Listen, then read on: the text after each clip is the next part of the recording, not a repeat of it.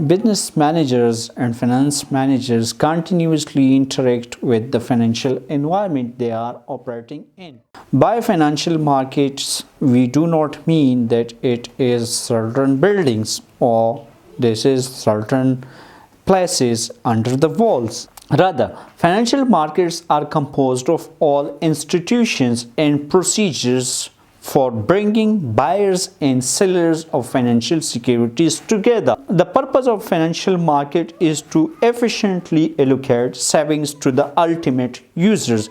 That is, we have two sectors in an economy, that is one with the saving surplus and the other is with the saving deficits. So the purpose of financial market is to continuously flow savings from the surplus sector to the deficit sector.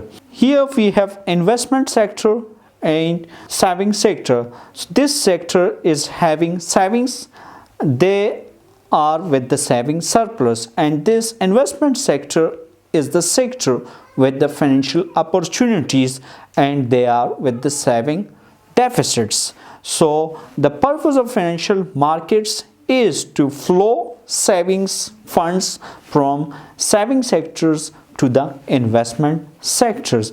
Investment sectors may be represented by the households, peoples with the investment opportunities. These may be represented by the business and corporations in the market. Usually, corporations have more investment opportunities and less capital. They invest more than what they have. That's why they are always looking for capital raisings, and this is raised from the saving sectors.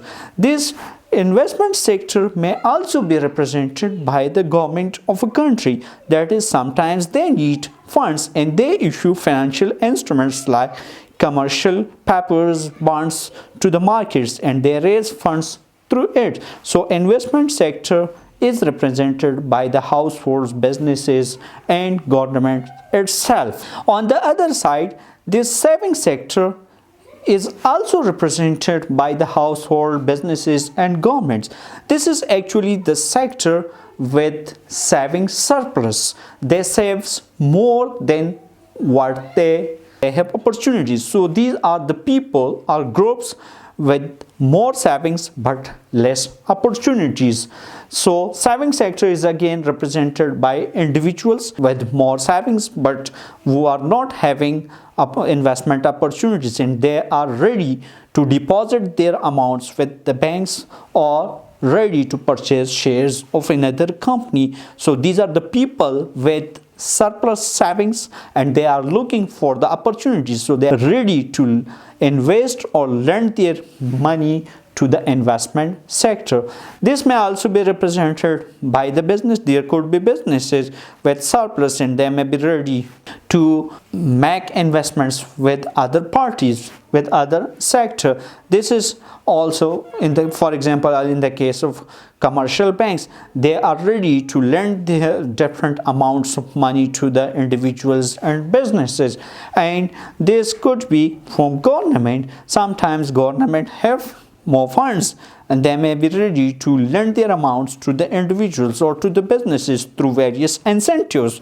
So again, saving sector is represented by these three clauses. These investment and saving sectors interact with one another through financial brokers. Examples of financial brokers could be investment banks. Investment banks or banks who are ready to purchase financial securities from a company in bulk at a fixed rate, and then they are ready to sell these securities in retail to the individuals or other businesses, and as a result of that they charge specific fee from the companies also. So they provide their trust also and they sell these securities in retail to the various sectors. On the other side, mortgage bankers is another example of financial brokers. Mortgage banks buy and sell mortgages. They deal in mortgages. These sectors come to play with one another through financial intermediaries. Financial intermediaries are represented by the commercial banks, saving institutions, and insurance companies, pension funds, finance companies, and mutual funds. Commercial banks are the banks who borrows money from one sector through saving accounts, fixed deposits, and then they are ready to lend their money under various products to the individuals and businesses. Saving institutions are the institutions who borrow money from one sector and lends it to the other. Insurance companies are companies who provide insurance against some specific events. For example, these are divided into life insurance companies and other insurance companies. Under the life insurance companies, what they do, they charge a specific amounts in installments from individuals, and then they provide safety in case of the death of that particular person. They forecast the death ratio probability and safeguard the people in that event. And the same is the case with other insurance companies. There could be fire insurance product, there could be theft insurance product, your cash can be insured, your assets can be insured, your other properties can be insured. In the same pattern, these companies will be charging in installments from them and will be safeguarding some particular events. Pension funds are the funds institutions who are paid by the individuals, by the employees, as well as by the employers on monthly basis. They receive these amounts from the individuals, and at the time of retirement, then they pay collectively as well as on the basis of some annuities. So pension funds work in this pattern. Finance companies work in as a financial intermediaries. Mutual funds collect capital savings from the individuals on micro level, collect these funds, and then they heavily invest these funds in bonds and shares. Mutual funds are linked with real companies, and those companies are paid usually 0.5% of the assets used by the mutual fund. So through professional management, they get the savings on micro level from the various individuals, and then through professional investment management, they invest this money in bonds and shares. So these are financial intermediaries. The financial markets could be divided into two: primary markets and secondary markets. Primary markets are the financial markets for fresh securities. When securities are issued for the first time by a company, these are traded in primary market. On the other side, secondary market is a market for previously issued securities. So primary markets brings investors and companies together, but secondary markets do not create new investment opportunities. Rather, they provide liquidity. Security markets are usually stock exchanges in a country. For example, as we were having Karachi, Islamabad, and Lahore stock exchanges in Pakistan. These days it is all together combined and represented by Pakistan Stock Exchange, and we have OTC market, over the counter market. So over the counter market is for those securities which could not qualify the listing requirement of the stock exchange, so their shares are traded in over-the-counter market. Pakistan Stock Exchange has also initiated over-the-counter market in 2011. Funds will flow to the economic units that are willing to provide the greatest expected return. In a rational world, the highest expected returns will be offered only by those economic units with the most promising investing opportunities. So as a result of this, savings tends to be located among the most efficient units. That is the one which are able to provide higher returns, subject to the condition keeping other things constant. Here we have a graph between risk level of a security and expected return. On y-axis we have plotted expected return of a security, and on x-axis we have plotted risk level. We have a direct proportionality graph, that is, as we move from left to right, the things are moving up and up. What it shows? It shows that a security having higher risk will be required to provide higher expected return. Under this graph, we have at the leftmost side US Treasury bills. These are treasury bills. Treasury bills are issued by the government. These are considered to be securities with minimum default risk, because how many chances are there for a government to get defaulted? It's normally very low. So T-bills are represented with the leftmost side. As a result of that, these T-bills also provide the lowest return. Expected return from T-bills is the lowest one.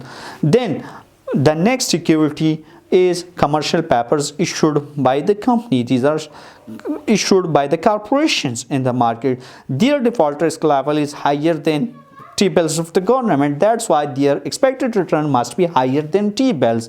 Then we have long-term government bonds, then investment bonds from the corporations, then we have medium grade corporate bonds, then we have preferred stocks, and then conservative common stock, and then speculative common stocks. So common stocks are expected to be on the rightmost side, because these are expected to be with a higher risk level than preferred stocks and debt securities. And as a result of that, these common stocks must be the highest one also, because these are having high risk level. That's why it must be expected to provide higher returns also. What do we mean by default risk? Default risk is actually the failure to meet the terms of a contract. If a company or individual couldn't meet the terms of a contract, they are considered to be get defaulted.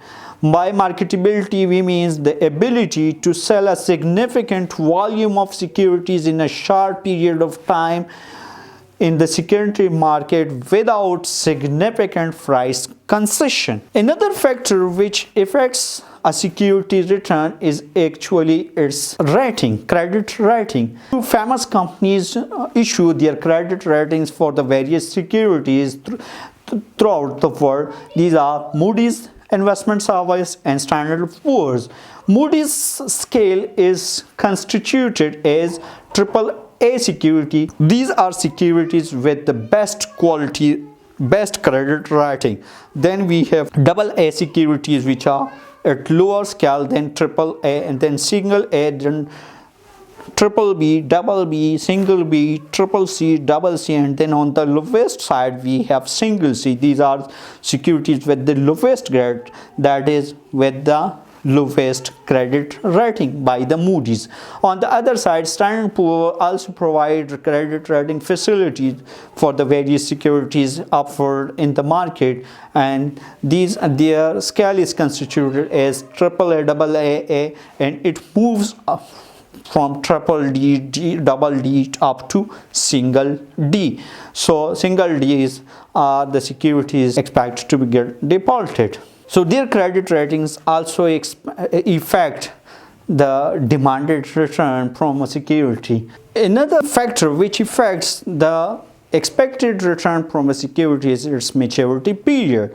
Maturity period is actually the time at which the company or the issuer is bound to pay back the original face amount to the security holder. So the time duration left till the maturity period is also affecting expected return from a security.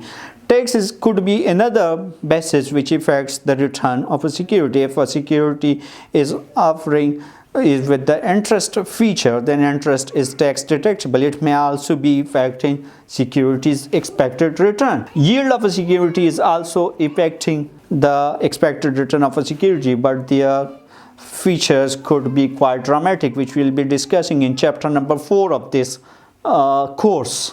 A security's expected return is also affected by the embedded options in this security, that is the options which provide the opportunity to change the specific attributes of a security. For example, a company may issue preferred stocks which are convertible into common stocks, so this feature may also be affecting the securities return. Inflation could also affect the expected return of a security. If there is higher inflation rate in the market, investors may be demanding higher return from a security. So with this, we come to the end of this lecture, the discussing financial environment in which a finance manager has to operate.